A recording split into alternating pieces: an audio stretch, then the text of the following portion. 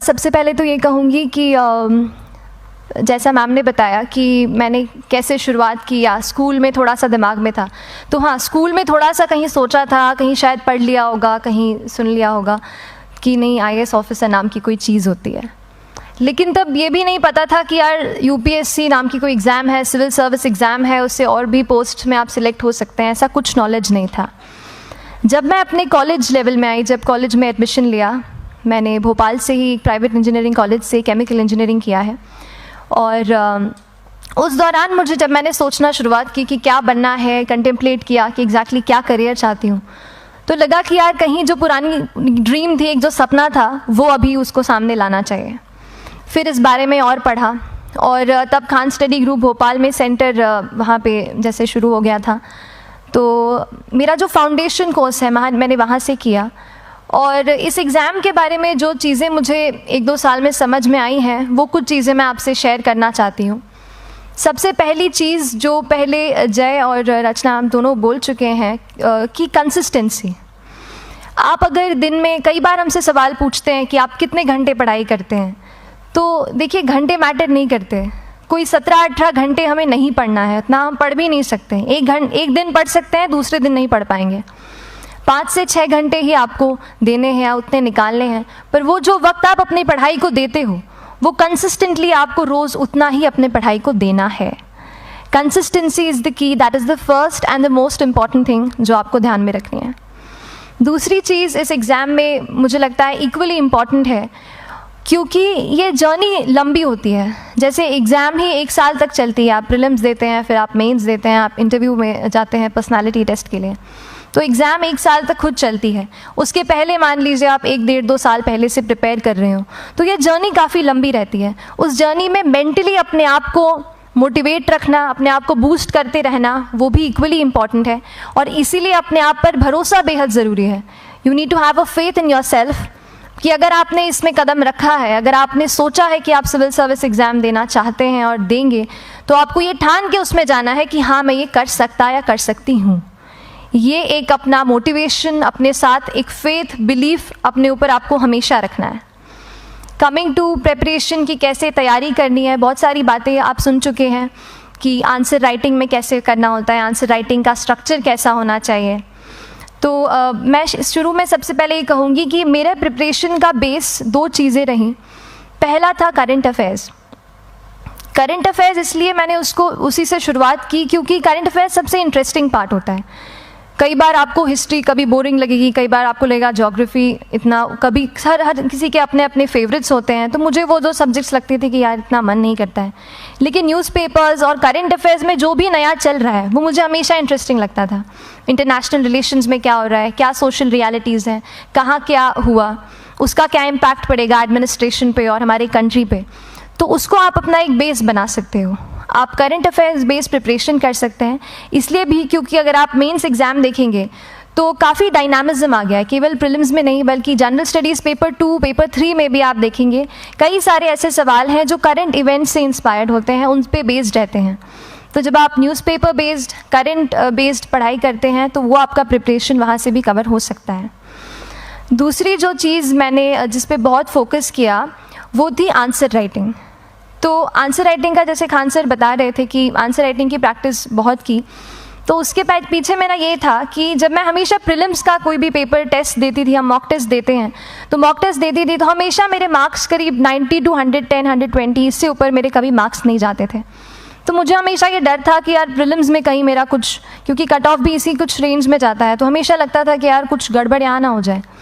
लेकिन जब मैंने आंसर राइटिंग की और मेंस एग्ज़ाम के बारे में जाना, तब मुझे लगा कि आंसर राइटिंग एक ऐसी चीज़ है, मेंस एक ऐसा फेज़ है सिविल सर्विस एग्ज़ाम का जहाँ पे आप अच्छे से तैयारी कर सकते हैं। And if you have written the answers, if you know कि you have covered the points well, if you have included उसमें कुछ आपने facts, international reports, government schemes, आपने कुछ ऐसे उसमें सॉल्व भी डाला है, तो जो रिज़ल्ट आएगा वो सेटिस्फैक्ट्री ही आएगा, अच्छा ही आएगा। तो मेंस एक ऐसा पार्ट है जिस पे आप काफ़ी बैंक ऑन कर सकते हो। मैं जब पर्सनालिटी टेस्ट भी मैंने दिया तो इस बार भी आप नंबर्स देखेंगे तो आसपास की रैंक के हिसाब से मेरे नंबर्स उसमें कम हैं, लेकिन it is just the general studies and the answer writing part, जो मेंस के जो वो है मार्क्स हैं या मेंस का जो एक फैक्टर रहा, वो मेरे लिए सबसे ज़्यादा इंपॉर्टेंट डिसाइडिंग फैक्टर रहा है। तो अपना एक्सपीरियंस यही बताऊंगी कि आंसर राइटिंग पे आप विशेष फोकस कीजिए। जैसा स्ट्रक्चर आपको बता ही चुके हैं कि इंट्रोडक्शन में कैसे आपको शॉर्ट रखना है, बॉडी एंड देन कंक्लूजन, उसमें छोटी चीज़ जैसे मैं अभी मेंशन कर रही थी, आप एक इंश्योर कीजिए कि देखिए जो भी एग्जामिनर आपकी कॉपी चेक कर रहे हैं वो दिन में 10, 15, 20 कॉपीज़ चेक कर रहे हैं, तो उन सब से आपको अलग कैसे आप अपनी कॉपी दिखा सकते हो, ये चीज़ आपका प्रेजेंटेशन और आप जिस तरीके से आंसर लिखते हो कंटेंट को, वो मैटर करेगा।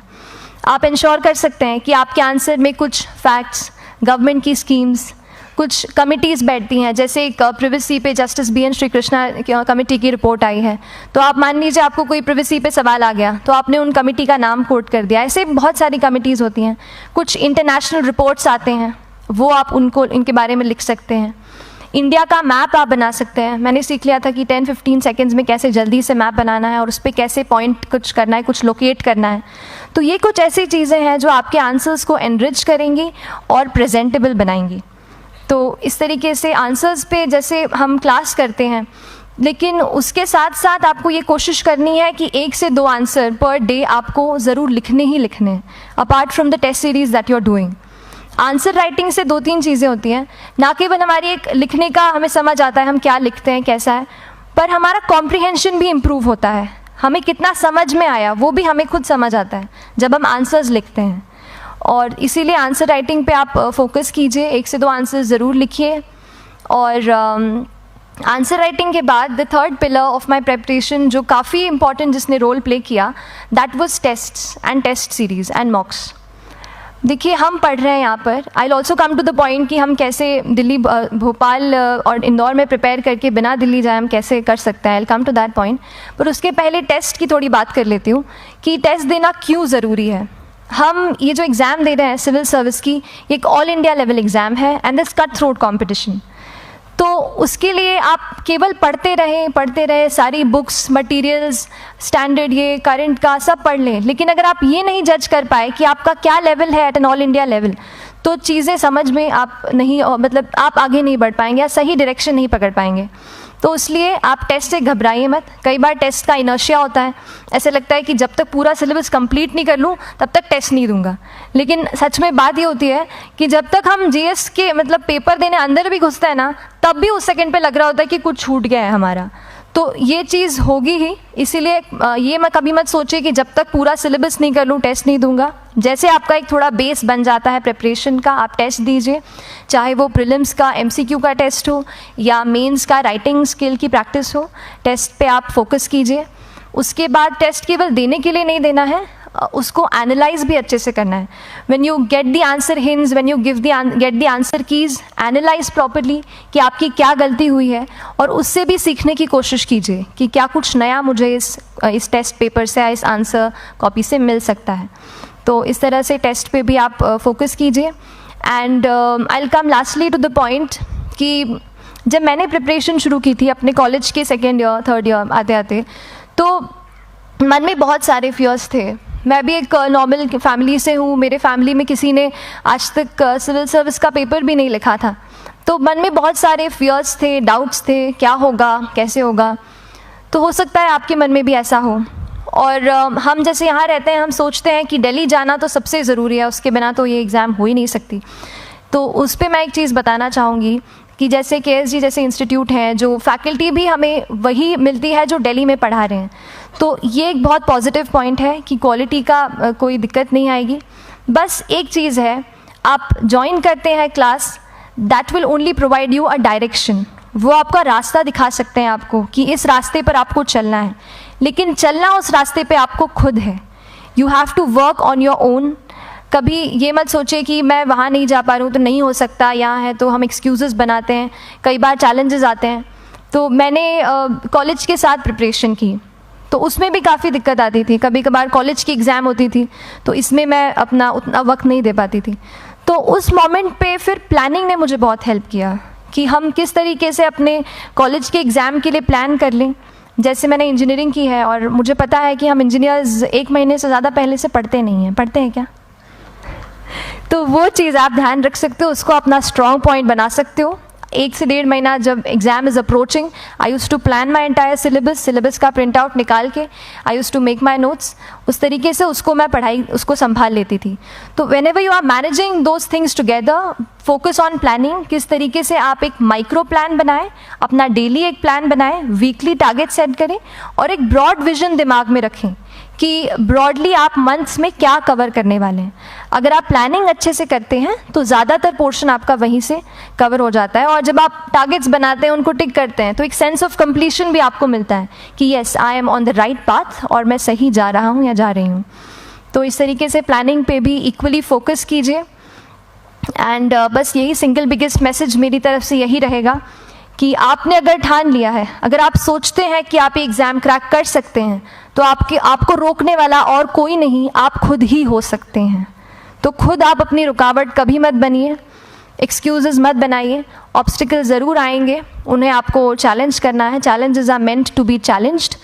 तो सही तरीके से अपने ऑब्स्टिकल्स को हैंडल कीजिए, और इस एग्ज़ाम में अगर आप सही स्ट्रैटेजी रखते हैं तो आप अपने एक अटैम्प्ट में ही इसको क्रैक कर सकते हैं। एंड एनीवेज आप जो भी अटैम्प्ट नेक्स्ट रखते हैं, दिल में यही रखिएगा कि जो ये मेरा नेक्स्ट अटैम्प्ट होने वाला है, ये मेरा बेस्ट अटैम्प्ट होने वाला है। कभी भी इस एग्ज़ाम को हाफ हार्टेडली मत दीजिए कि चलो दे के देखता हूँ कैसा है पैटर्न का एग्ज़ाम का।